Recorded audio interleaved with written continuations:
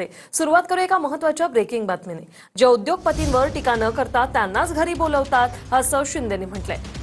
तुमची मुलं त्यांच्या लग्नात नाचतात, कोण कुणाचा दोस्त कळू द्या असं शिंदेंनी म्हटलंय। तर अदानींची दोस्ती करण्याइतका मी अडाणी नाही असं राज ठाकरे यांनी म्हटलेलं आहे। घरी येऊन गेले म्हणून पाप झाकायची का असा सवाल राज ठाकरेंनी विचारलाय। कलानगरला कुणाच्या घरी गेले, 1.5-2 तास बंद दाराआड चर्चा केली, कुणाबरोबर केली? तेच उद्योगपती शिवाजी पार्कला जेवायला गेले की नाही? त्याचे फोटो आहेत आपल्याकडे। ही कसली डिनर डिप्लोमसी? ज्यांची नावं घेता त्यांना घरी जेवायला बोलवता, बोलवा, काही प्रॉब्लेम नाही आहे। तुमची मुलं त्यांच्या लग्नात नसतात, कळू द्या लोकांना कोण कुणाचा दोस्त आहे। काल मी त्या गौतम अडाणीचं प्रकरण काढलं, काय मिरच्या झोमल्या आणि काय पुढे सुरू केलं तर राज ठाकरेंचं माझा आणि गौतम अडाणीचा एक फोटो। बरं, मग पुढे माझ्या घरी गौतम अडाणी येऊन गेला एकदा, माझ्याकडे रतन टाटा येऊन गेलेत, माझ्याकडे मुकेश अंबानी येऊन गेलेत, माझ्याकडे आनंद महिंद्रा येऊन गेलेत, अनेक उद्योगपती येऊन गेलेत, अनेक फिल्म मधले कलाकार येऊन गेलेत। घरी येऊन गेले म्हणून त्यांची काय पापं झाकायची का? मी काल जे तुम्हाला दाखवलं हे इतकं भयानक आहे, इतकं भीषण आहे। ते जे फोटो दाखवतात, कधी 2-3 वर्षापूर्वीचा काहीतरी फोटो दाखवतात, तो जेव्हा घरी आले होते। आता घरी आल्यावरती काय हाकलून देऊ? आणि अडाणीशी दोस्ती करण्याचा माझा विषयच नाही।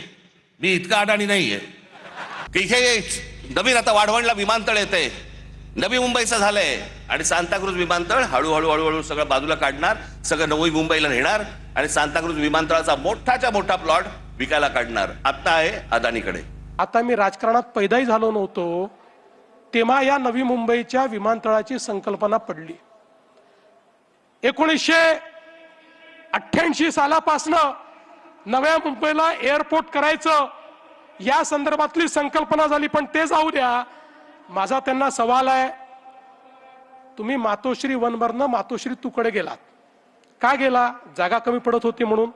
अरे असंच आमच्या मुंबईच्या एअरपोर्टवर एकच धावपट्टी होती, दुसरी धावपट्टी तिथे तयार करता येत नाही म्हणून 25 वर्ष चाललं होतं नवी मुंबईला एअरपोर्ट करा। मला मुलाखतकाराने विचारलं होतं इस चुनाव की खासियत क्या है?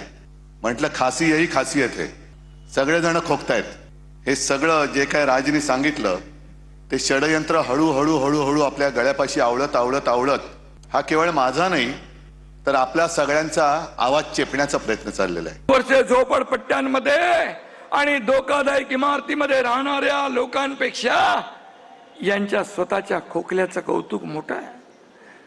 अरे, स्वतःच्या बंगल्याला परमिशन आणि गरिबांच्या घरांमुळे पोल्युशन होतंय, प्रदूषण होतंय। अरे तुम्हाला जर आज मराठी माणूस या ठिकाणी कुठेतरी अडचणीत दिसतोय, मराठी माणसावर खतरा दिसतोय, तर 30 वर्ष तुम्ही काय कंचे खेळत होतात? मला सांगा, काय करत होतात तुम्ही? आणि मग याला जबाबदार कोण आहे? 25-25 वर्ष या महानगरपालिकेमध्ये खुर्च्या तोडण्याचं काम तुम्ही केलं आणि तरी जर माझा मराठी माणूस या ठिकाणी अडचणीत असेल, अरे चुल्लू भर पानी में डूब मरो, कहा वोट मांगने के लिए यहाँ आते हो? कोणी बाईका लाल आला तरी मुंबई महाराष्ट्रापासून कोणी तोडू शकणार नाही। महायुतीच्या सर्व उमेदवारांना विजयी करायचं ही विनंती आपल्याला करायला आलोय आणि मुंबई महापालिकेवर महायुतीचाच भगवा फडकणार। मराठी माणसाकरता शेवटची निवडणूक, बंधू भगिनींनो, ही मुंबईकरांकरता शेवटची निवडणूक नाही, ही मराठी माणसाच्या अस्तित्वाची निवडणूक नाही।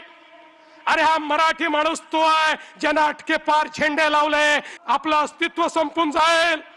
अरे मराठी माणसाच्या अस्तित्वाची लढाई नाहीये, तुमचं अस्तित्व पणाला लागलेलं आहे। तुम्ही म्हणजे मराठी नाही, तुम्हीच म्हणजे महाराष्ट्र नाही, तुम्ही म्हणजे मुंबई नाही। मुंबई म्हणजे ही बसलेली जनता आहे, मराठी म्हणजे ही बसलेली जनता आहे।